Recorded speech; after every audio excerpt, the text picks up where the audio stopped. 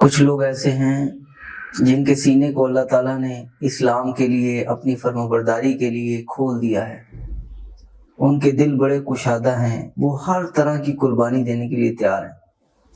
دوسری طرف ایک مادیت پرست ٹولہ ہے جو اپنے مفادات کو، اغراض کو، خواہشات کو سامنے رکھتا ہے اور یا تو دین اسلام کو قبول ہی نہیں کرتے، اور یا پھر دین اسلام قبول کر چکے ہیں لیکن اپنے اغراض اور مقاصد کو مقدم رکھتے ہیں اور قربانی دینا نہیں چاہتے۔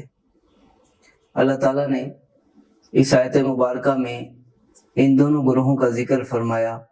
افمن شرح اللہ صدرہ للاسلام فہو علی نور من ربی، کیا بھلا وہ شخص جس کے سینے کو اللہ تعالیٰ نے اسلام کے لیے کشادہ کر دیا ہو اور وہ اپنے رب کی طرف سے نور پر ہو، کیا یہ شخص اس کے برابر ہو سکتا ہے جس کے دل کو اللہ تعالیٰ نے سخت کر دیا ہو اور وہ یاد الہی سے غافل ہے، دنیا کے پیچھے، مادیت کے پیچھے بھاگ رہا ہے۔ آگے فرماتے ہیں فَوَيْلٌ لِّلْقَاسِيَةِ قُلُوبُهُمْ مِن ذِكْرِ اللَّهِ، ان دلوں کے لیے جو اللہ کی یاد سے سخت ہو گئے، ان کے لیے ہلاکت ہے۔ اولئک فی ضلال مبین، یہ لوگ کھلی گمراہی میں ہیں۔ نبی کریم صلی اللہ علیہ وسلم سے پوچھا گیا، یا رسول اللہ صلی اللہ علیہ وسلم، یہ شرح صدر کیا ہے، یہ سینے کی کشادگی کیا ہے؟ تو آپ صلی اللہ علیہ وسلم نے ارشاد فرمایا کہ جب قلب کے اندر نور ہدایت داخل ہو جاتا ہے تو یہ قلب کشادہ ہو جاتا ہے، اس میں وسعت آ جاتی ہے، اور اس وسعت کی نشانی پھر آپ صلی اللہ علیہ وسلم نے یہ ارشاد فرمائی کہ آخرت کے گھر کی طرف رغبت ہو جاتی، جو ہمیشگی کا گھر ہے، اور دھوکے کے گھر سے دل اٹھ جاتا ہے اور انسان موت سے پہلے موت کی تیاری میں لگ جاتا ہے، آگے آنے والی زندگی کی تیاری میں لگ جاتا ہے۔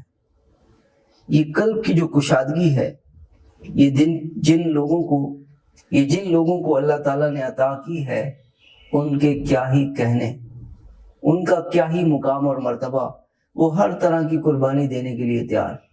اس وقت اس کی بہترین مثال اہل غزہ پیش کر رہے ہیں، جو ہر طرح کی قربانی کے لیے تیار۔ ان کے سینے کو اللہ تعالیٰ نے ایسا کھولا ہے کہ وہ ہر طرح کی قربانی دے رہے ہیں اور برداشت کر رہے ہیں۔ اور اسی کو ہم اپنے اندر بھی پرکھ سکتے ہیں۔ اس کا معیار کیا ہے؟ معیار یہی ہے کہ آپ کو آخرت کی طرف توجہ ہو جاتی ہے، اور آپ کے قلب میں جب نور ہدایت داخل ہوتا ہے تو آپ کو دین صحیح سے سمجھ آنا شروع ہو جاتا ہے اور اس پر عمل کی توفیق نصیب ہونا شروع ہو جاتی ہے۔ آپ کے لیے دین پر عمل کرنا، اللہ تعالیٰ کی فرمانبرداری کو قبول کرنا، بھلے کہ اس راستے میں قربانیاں دینی پڑیں، بھلے کہ اس راستے میں مشکلات آئیں، آسان ہو جاتا ہے۔